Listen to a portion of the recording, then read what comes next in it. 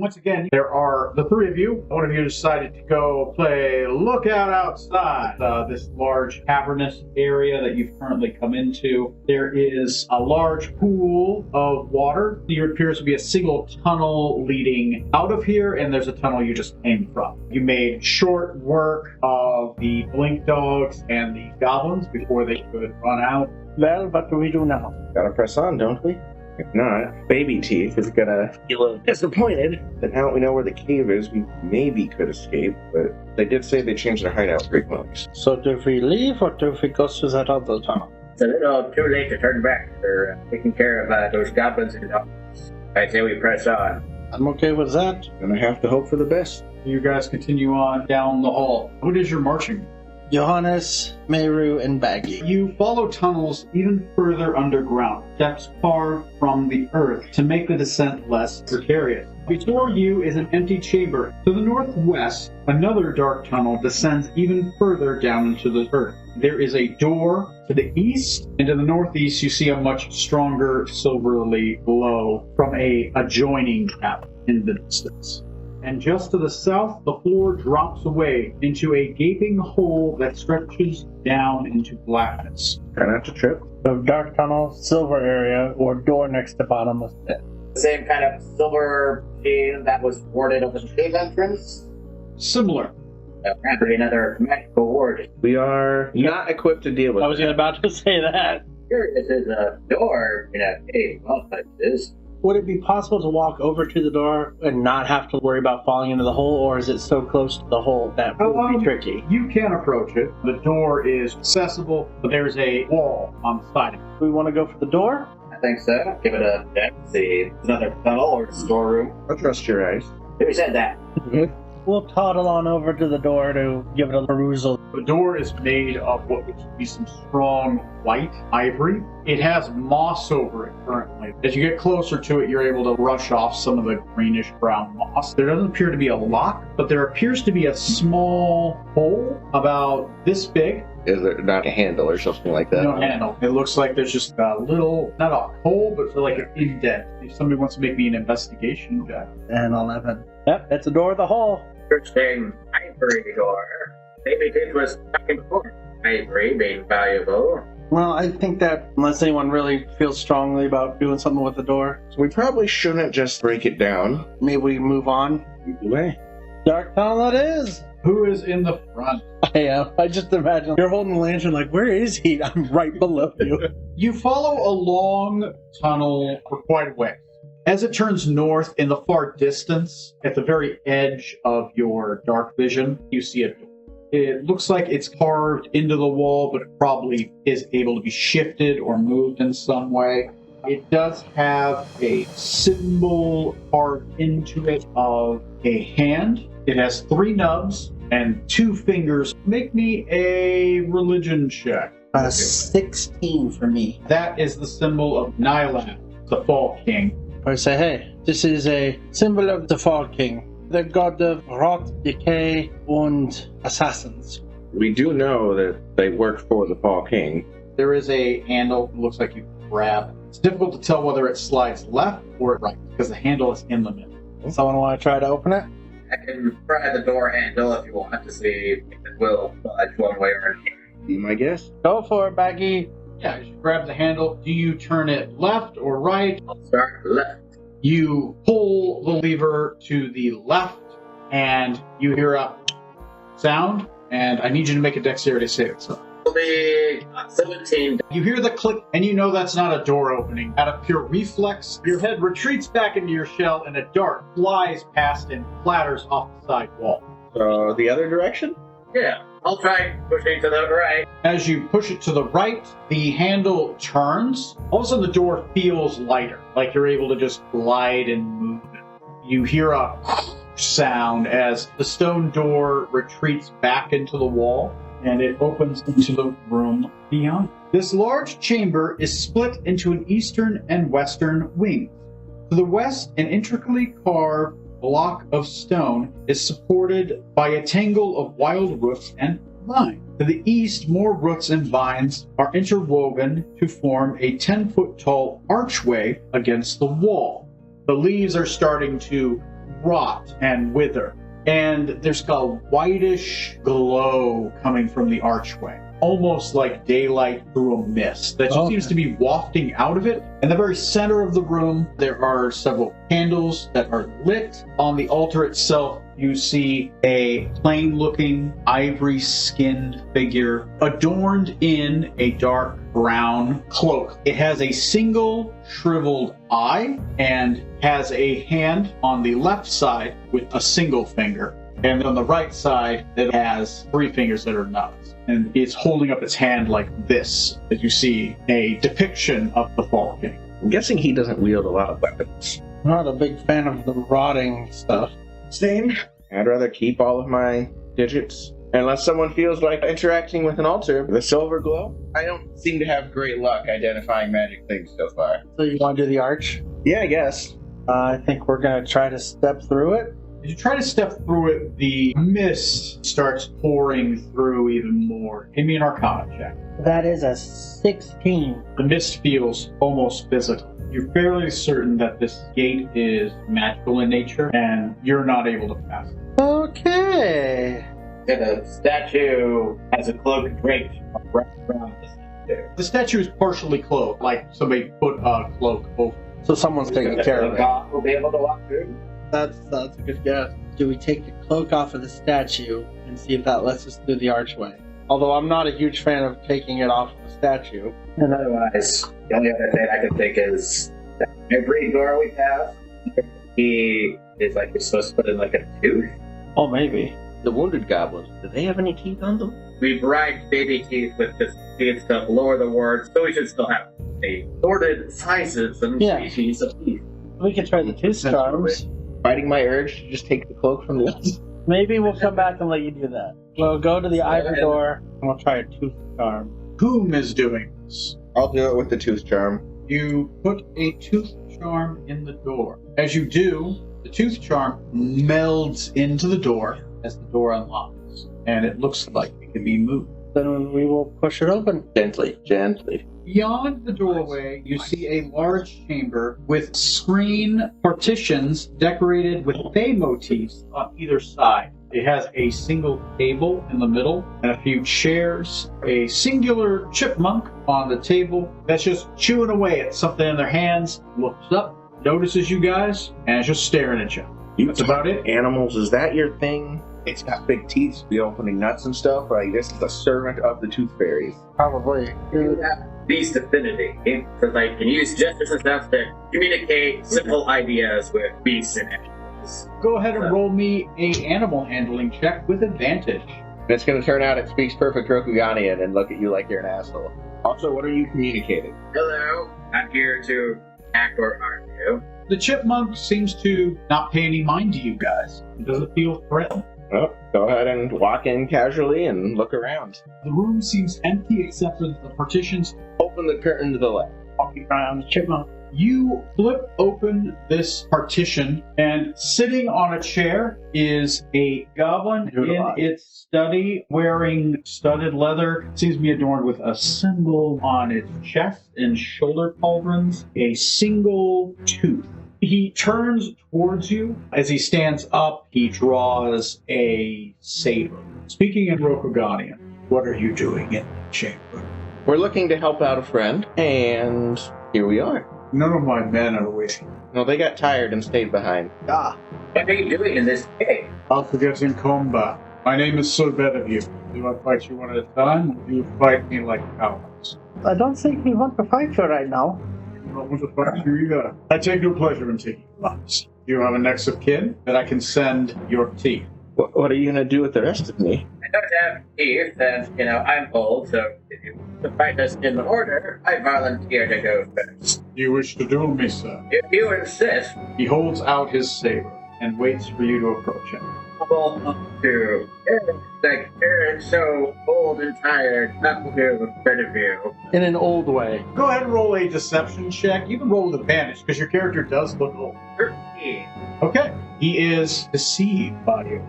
I'll then lift my staff up feebly to meet his door. That is a 12 from him. A natural 20 for 23. Holy crap. You know what? Since you doubled and you rolled a natural 20 on initiative, I will give you a surprise round. You will be moving with a speed he does not expect. I will expend a key point to do a flurry of blows. 17 for the second. 17 will hit him. He's gonna take 6 points of damage. He doesn't get to act that turn. You acted with too much speed. Since this is a duel, we'll just roll initiative every single turn. See who hits who first. I got a 19 on mine. Natural 1 for me. You're so extreme. I do have 3 left currently, so I will spend that to reroll 10 for initiative. Okay, you don't lose your turn though. He is going to say his ivory oath, and his sword begins to glow with a white ivory light. And then he is going to make 2 attacks. 20 was his lowest. You take 14 damage, 7 of which is radiant, and I need you to make a constitution save. It's 18. You don't start bleeding. Alright, pulls me up a little bit. They're just freaking out. Was he lying? Was that just a deception for us?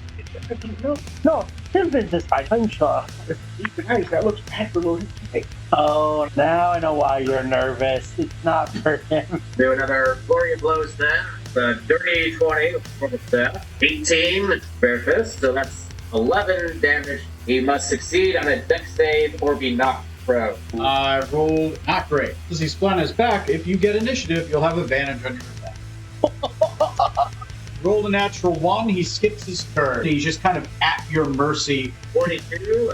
22 hits. To do 8 total damage, so that's 25 damage on him. He is bloodied. He has 52 hit points. If he's off the ground still, I'll just have my staff like throat. Do you want to keep doing this, or are you ready to talk to me? Roll me a intimidation check. It's possible to get him to surrender. Yeah, get him, Baggy.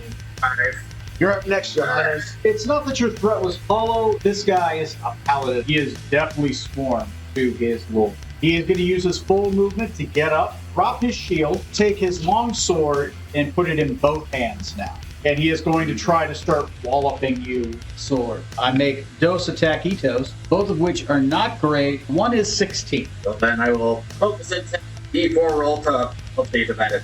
Okay, he misses. As he's off balance with that two-handed sword, you go in and you interrupt his strike, causing him to miss. Do we want to get information out of this guy? Or should I just like keep fighting, just trying to kill him? Disarm him, he'll definitely not be doing so hot. And then kill him. Or whatever. Okay, do another flurry of flurrious blows.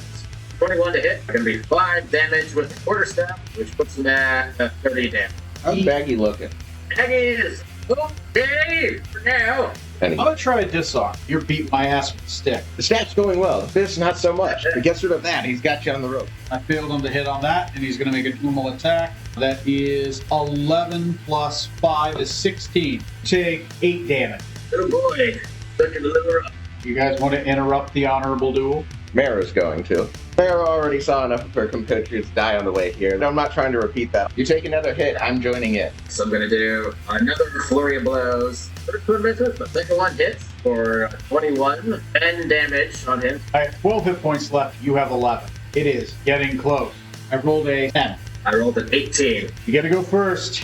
You could do it. 2 more quarterstaff hits. So miss and another miss. Miss and another miss. He misses twice. Better steady, running out of steam. I can keep going. I can defeat you. What's your game plan after he falls and we're still here to kill you? I can take you next, my lord. See me through. Use this attack to smite. The sword glows with an awesome white light.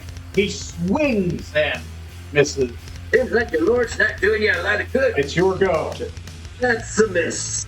Like, you guys are like hammering away at each other, but you got nothing but shell, and he's wearing a thick leather armor. Looks like he's getting winded. He just tries to put up his sword in a defensive stance, trying to just grab a breath. And here comes quarterstaff. That's gonna be 6 more damage on it. I rolled a 13. 18. Nice. You get another turn on me. Can I land like a knockout punch that puts his lights in? Yeah, you're using bludgeoning weapons, so I'd allow. You can subdue it. 21 with the staff. 18 with the fist. 15 damage with this guy down. After a full minute of just back and forth between the monk and the knight, you are able to land a solid hit after he's very winded. He just goes down. Baggy, you doing okay there, bud? I just need a minute. Incredible, though. I thought for sure I was going to have to step in and save you. Don't you worry, none. I can still take care of myself. Johannes, you can open your eyes. He's fine. So scary. I have nothing really to heal you with. I'm good. I'm just gonna seat here. On the seat that's way too small for me. I'll just squat like this. Okay. The room is yours. There's a bookcase with books, a desk, and a chest in this room. What did the pit monk do while all this was going on? On the table, not even doing much. Didn't even care. I'm going to go check out his chest. The chest contains a variety of a mix of teeth and claws and other such ivory items. It does have 20 silver pieces, 8 gold pieces, and 600 copper pieces mixed in with them, all of Mithrian coinage, specifically cast for the folklore, and a single spell scroll of Sanctuary. I will poke around the desk. The top of the dais contains several parchments with notes scrawled over them, specifically about crops, notes about the local farmlands around Highland. They seem to be maps of the outlying area. Crumpled up under the desk is a letter to Bedaview the Black from the Blooming Jaw. The note, as you look at it, looks like it has a cipher. It's several pages, so it might be a bit of information. Probably gonna have somebody break this up. The bookcase mostly has notes about the lineages, hierarchies, and some mappings of the nobility of High Hill, who they're tied to, fealty chains, that kind of thing, and how that's loosely tied to the Phoenix clan. Because the Lord of High Hill, Him Hazan, is a serpentine vassal, as well as a Hazan, which means that he is a bastard, but he is born of a noble. So he was given High Hill after the father died, who was not his father. His mother was a fairy dragon, and his father was a fairy dragon, and he's half white dragon. And obviously both of them, because it was twins. Part of the family, but not part of the family? Yeah, which is kind of more awkward because it's the mother's kid. So if you didn't get his name, he's not fully recognized. A lot of notes on that. Oh, and Maru has that, right? Indeed. I'm also a bit of a bastard. No, you're the nicest. Well, if you stop talking shit about my food and drink. A lot of these books here seem to be about that, and there's little scrawlings, it looks like, and they're circling names, trying to figure out dirt on Lord Him and Sheba Wren and who they're tied to and who they can leverage. So that's about all that is in this room, and one knocked out Bedaview. Well, got the ringleader of this part of the operation. They say we take him in for questioning. Maybe some of the ledgers and stuff here that might be of interest to the Lord.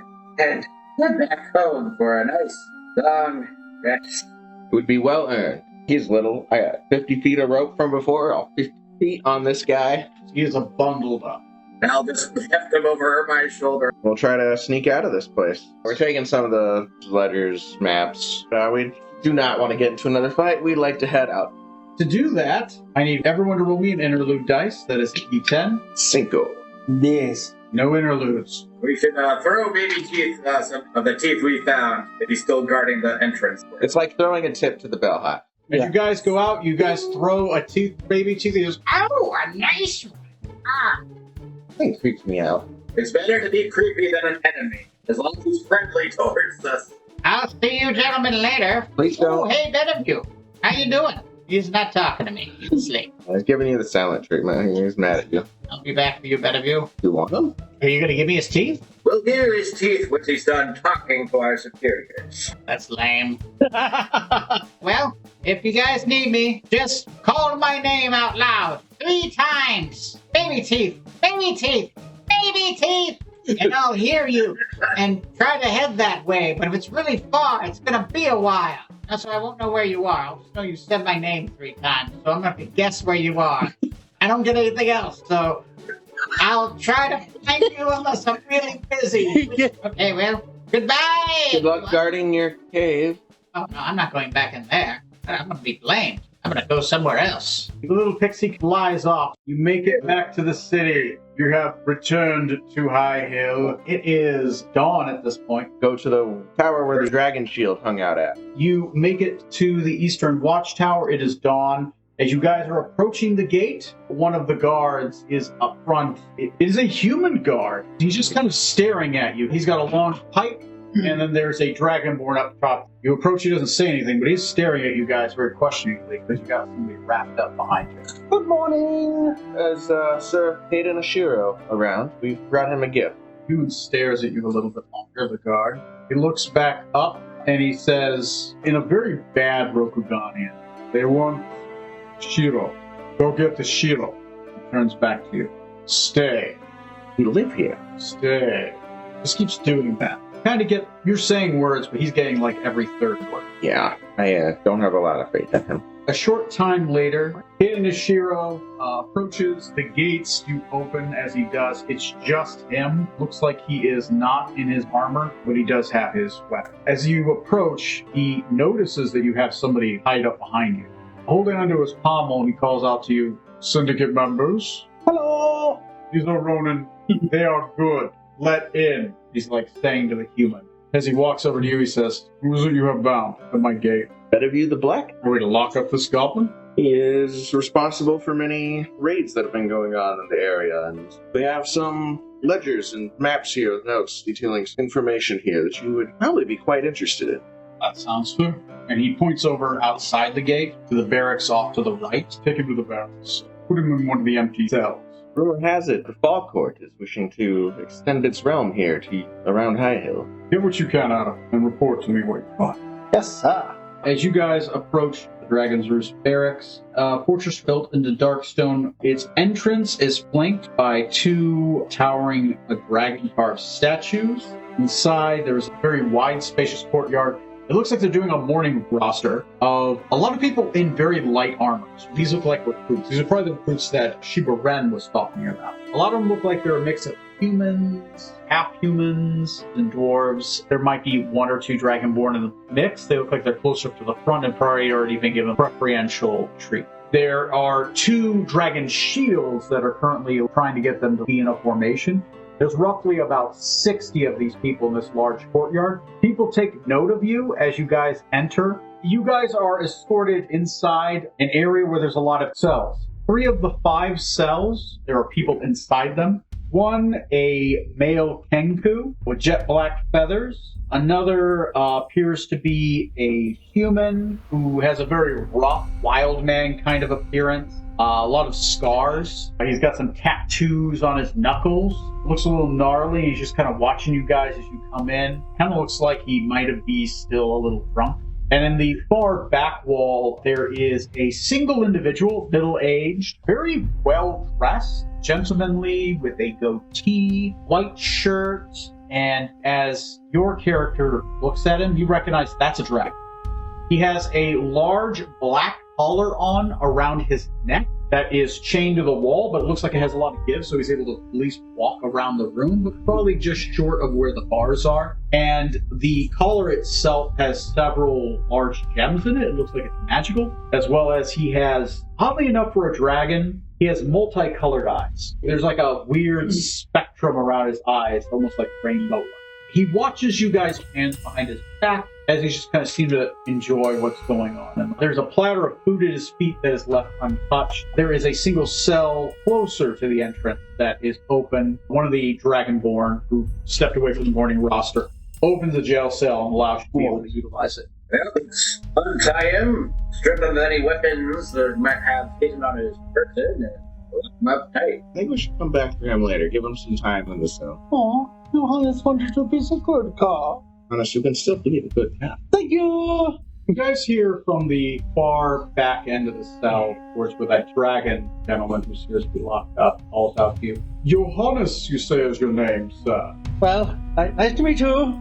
Azurian, I presume. Yeah, I am from the greater mechanical city. Interesting the mechanicums of Azurian, and finding one as cultured as yourself and educated morals. Yeah, I am. Those things that you said, I better be hitting your Well, Dusty. Must leave. You know where to find me, good sir. And you, madame, I apologize. A gentleman should ask the name of such a beautiful, fair maiden, such wonderful scales. I look behind you to see who he's talking about. I'm Meru Hazan, Marvelous. but you haven't given your name. My apologies. I have not had the pleasure of good company in quite some time. I am Fireball Hazan of the Shimmering Eye. Fitting name, it seems. Roll me a history check. Turns out I might have heard of this guy. 21. You've heard of a Viacor before, but they go by a different name, which is Viacor the Wolf, who was a cannibal who was captured about 2 years ago near the end of the war, and both sides agreed that he needed to be locked up. Dragons don't eat other dragons for a reason. One, you get a taste, and that taste can be addictive, and if you eat enough, you can become something called an abomination. You go mad and you grow multiple heads. A key trait of being an abomination, though, is multicolored eyes. Please, my beautiful, delicious lady, if you would grace me with good conversation, I would consider it a favor. And of course, you, sir, as well. I haven't had the pleasure of the turtle flight in quite some time. I found their company warming. Drop the goblin in the cell. Let's get some breakfast. Yeah, you're very nice and polite, but you're not someone we want to talk to at this time. I understand. Please, enjoy your breakfast. Breakfast is a very important meal of the day. Steve out. Go leave now. That was so intense. I was full of steel, so I tried. Oh, you really got to me, so. We're gonna go home and eat some breakfast before we take a long nap. Yeah, I like that. And you guys level up here. Now 4th level. Oh my god! You guys want to set the scene while you level up? Yeah, I was thinking for shopping ice for me, I want to do armor and healing potions. We go buy some rat poison at the alchemist shop, aka basic poison that I can put on my weapons. You guys wake up, you eat your food in the morning. I think we're going to turn in our quest first. So, you want to turn in your quest at the Farmer's Gate Tavern. As you guys enter, there's a lot of people eating biscuits, gravy. Greta is there. It's like we left last time. There were teeth scattered all over the floor. In a bucket. She's lost more alcohol. She kind of looks at you guys as you enter. She kind of like gives you the get over here. Hello! So I woke up in the morning and I noticed that this open area was kind of a wreck and somebody had stolen most of my whiskey. Yeah, well, you see, we can't overnight. We found out that the alcohol was being stolen by Tooth Fairy. We captured him, interrogated him, and followed him to find out who he was giving it to. And now his boss is in the dungeon. So you shouldn't have any more problems with the beer. And the ale. Also, we are going to pay for that whiskey we did have to bribe him with. I suppose I could just take it out of your face. As long as you keep this hush-hush for yourself. I don't want people thinking that I can't take care of my own business. Yeah, that's good. Whenever you need a drink here, whenever my supply is back up, I'll give you the friends and family discount. Oh, that is very nice. And I'll give you 700 copies. That is Very generous. She gives you the money. She's very grateful. She offers you the friends of the family discount, which is a 1 copper discount offer. Damn. You guys go back in town, the Iron Scale Smithy. From where you guys are right now, it's only about 4 or 5 houses in from the entrance. It's a larger building because it's somebody's house, and then there's a smithy built into it. You guys see a couple other smaller, younger fairy dragons who are apprentices, who are working under a much larger dragon bolt with deep crimson scales, with whole black patches. Soot all over, I assume you draws attention. Yeah, we'll flag him down. The turtle's screaming out, draws attention. He puts his stuff off to the side. One of his apprentices picks it up to keep it warm. Name's Bertram Ironhide. Hello. What is it you need? You look like you wear some armor. Need some weapons serviced? You need some pots and pans made? The heaviest armor you got. Yeah, I got some pretty heavy armor. You're looking for my best work or just what I got? Best you got would be great. Well, I'm busy putting together some breastplates for Lord Wren. He's got me making 60 of them for some reason. So I do have a good excess of breastplates. I don't have any half plate or full plate right now, but I can make some. How much would it be for you to finish off some of that full thing? 900 copies. You can have it done in about 4 days. You're going to have to take your measurements. Of course. I need better protection than this leather's been offering me. Well, come over during lunchtime. I take 70% up front, the rest of it upon completion. How long would it take to make half a day for a gnome? 400 gold. I will take that. All right, 70% up front now, upon completion, same amount of days. And yourself, sir, you look like you got a good piece of old armor on. Armor is, you see, a little worn around the edges here. You could give it a little once over, just make sure it's nice and tight. I don't suppose there's staff here, something with like metal end I could use. What I could do for you, sir, is I could probably put some nice thick metal tip ends to it. That way it gives you a little extra spin. Makes it a little bit easy to bludgeon something. Yes, be careful with the armor. It is very feathered antique. Pick and span on the armor is going to run you about 50 copper. Cap ends, I'm going to have to forge myself. That'll run you about 40, so 90 copper altogether. Very good. Thank you.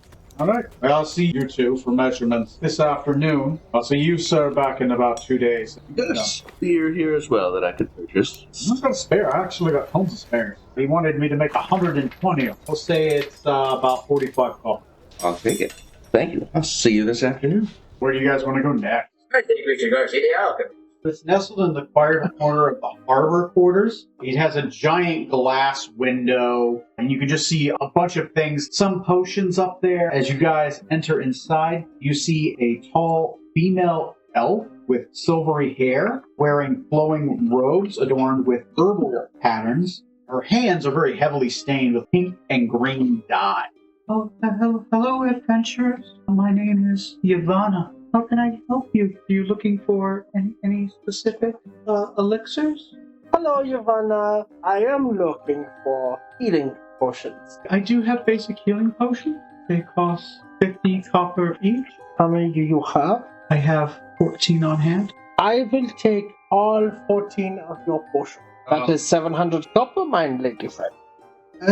Wow, that's a lot. Since you're buying up my whole stock, I'll give you 45 copper, please. Okay, 630 copper. Sounds good. Is there anything else you need? I have lots of other potions that are available. There's the potions of vitality in case you find yourself in poor health. How many of those are available? I have 2. I'll take both of those. Hey.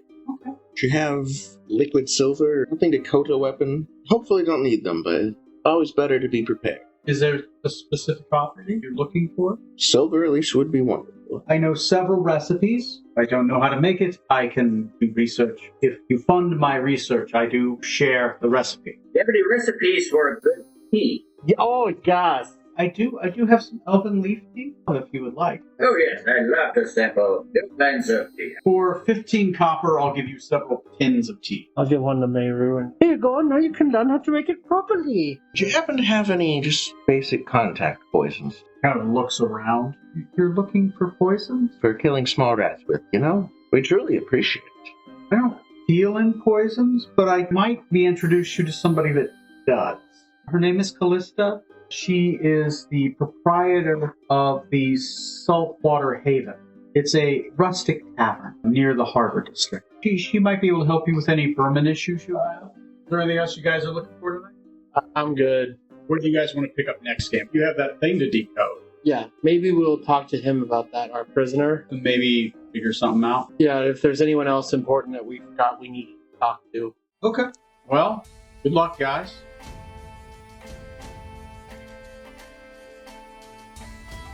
The sponsor this week is a whip, the instrument or weapon used to strike someone or something from a fair distance. Make a strong handle so you can always keep it in your hand and you don't have to worry about losing it during a show or other activities. Usually constructed to withstand the abuse of wildlife, a whip is super handy.